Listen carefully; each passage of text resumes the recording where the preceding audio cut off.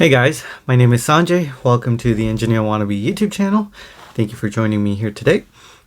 Today we're going to be doing a review of the SPB285. This is the King Seiko brown dial. It is a watch that I was a little hesitant about purchasing myself, but I'm glad I did. We can chat about it in a little bit. I just wanted to quickly mention that you are infinitely valuable. I hope you know that. A great price has been paid for you, and I mean it. You are valuable. You are precious beyond imagination. So I hope you know that. Also, quick wrist check on my wrist today is the Grand Seiko Sea of Clouds. It's a watch I really am enjoying. Only recently picked up. The King Seiko I've owned for about 3 or 4, maybe 5 months. So yeah, let's flip the camera and get into the review. Well guys, here it is. This is the SPB285. This is the brown dial version of a series of King Seiko branded watches that came out this year. This one has the 6R series of movement, hence the SPB reference number, or the reference number that starts with SPB. And that was a point of contention for a lot of people. The price is also a point of contention, but we will talk about that soon. Let's get the dimensions out of the way and the measurements. This is a 37 millimeter diameter watch. Its lug to lug is 43.5 millimeters. Its thickness here is 12 millimeters, and it is 19 millimeters between the lugs. The bracelet tapers down 2 millimeters, so at the clasp it is 17 millimeters. So let's talk about that movement. It's a 6R31, which has 6 ticks per second.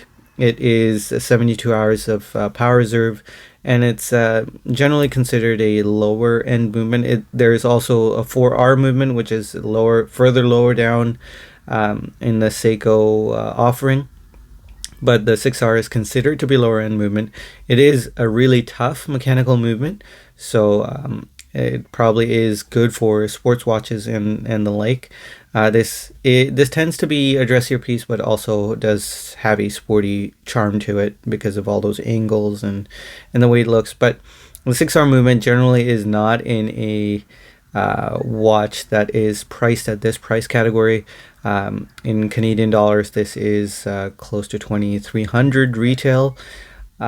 And so a lot of people did have a problem with that. Now Seiko is trying to add value. At least it appears that Seiko is trying to add value. In the box, you do get a normal cardboard outer box. On the inside, you get this watch pouch, which is kind of like a carrying case. You can store your watch and a couple of straps in here and take it with you. So there seems to be a bit of a value add here, but I do still think that the price is worth it. Let's take a look at the dial here. I'm going to zoom in a bit. You can see that the indices glint and glisten and glimmer, much like Grand Seiko watches do. I happen to have a Grand Seiko here. So side by side, there is you can see the family resemblance, let's say. So the indices glint and glimmer, and that does make low light viewing very easy. The hands do have a polished side and a brushed or blasted side. That also adds to visibility. It is a visible watch. This would be an absolute disaster if the whole handset was polished. Thankfully they didn't do that, and they had the foresight to have some texture on half of those hands. Now the bracelet here, as I had mentioned, does taper to 17 millimeters, but there is no micro adjustment. It is well made. I think Seiko did a very good job with this bracelet. There are some concerns. So the longer I spent with this watch, the more I start to see the cracks, I guess, in the armor. The reason why it's not at a Grand Seiko price point. You can see here, pardon this much is there, but you can see at the top here, the brushing does not match. So the bracelet and the watch head have a slight disparity here. The brushing on the watch is a bit rougher in a sense, not that it's poorly done, but intentionally rougher, like more aggressive. And the brushing on the bracelet is finer. And it might look like it's a lighting issue, but there is a visible disconnect here between the bracelet and the watch head in terms of finishing quality.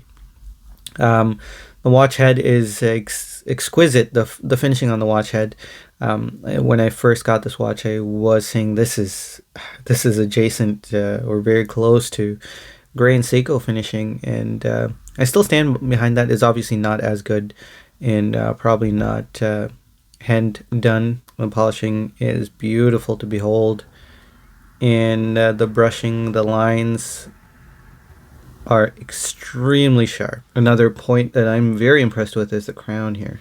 If you take a look at this crown, it is exceptionally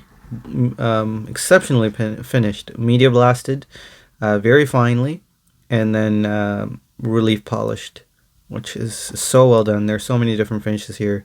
Bracelet is no slouch. It's a very nice bracelet, incredibly comfortable to wear. It's just doesn't perfectly match up with the watch head, and that I think is the only issue. You got bevels here on the side. It has like this angular trapezoidal kind of feel. The experience is sullied a little when you see this difference, the variance in finishing, which is disappointing, only because it's such a great watch. The case back here is also relief polished with the King Seiko logo. So let's talk about that 6-hour movement. I am actually getting some really good results on this. I don't have a time graph or anything, so I can't give you objective values on how this specific movement is running. For my use case scenario with this watch, I'm getting approximately +5 seconds a day. It does vary a little bit, but I am satisfied with that. It's never too extreme. There were previous 6-hour movements where I had +5 one day, -30 the next day. So yeah, I'm very pleased with the consistency, the relative consistency of this movement. I'm pleased with the accuracy of it as well.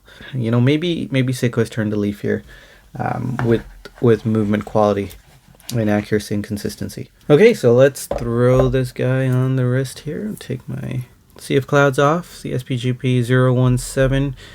Give you a quick side-by-side. I did a video comparing this King Seiko to a different Grand Seiko as well, so if you would like to go check that out. I still stand by the fact that this is really, really close to Grand Seiko finishing.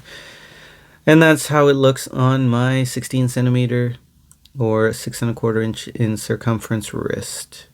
As good as the bracelet is, which is a big deal for Seiko, this watch really wears amazingly on straps, and I think it goes well with a variety of them. So I've been really enjoying this watch mostly on straps.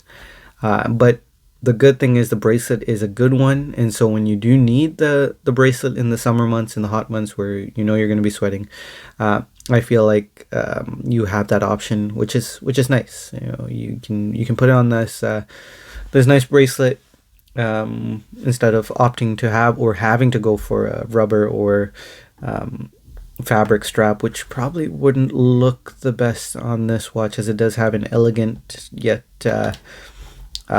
tooly yet elegant look to it. So take that. That's just my opinion, so take it for what it's worth. But yeah, guys, that's really it. That's all I have to say about this watch, my experience with owning this watch. Let me know if you have any questions, and I'd be happy to answer them for you. Other than that, remember, guys, you are infinitely valuable, and I do mean that. I appreciate you, and I hope you are well wherever you may be, and I'll see you in the next video. Take care, everyone.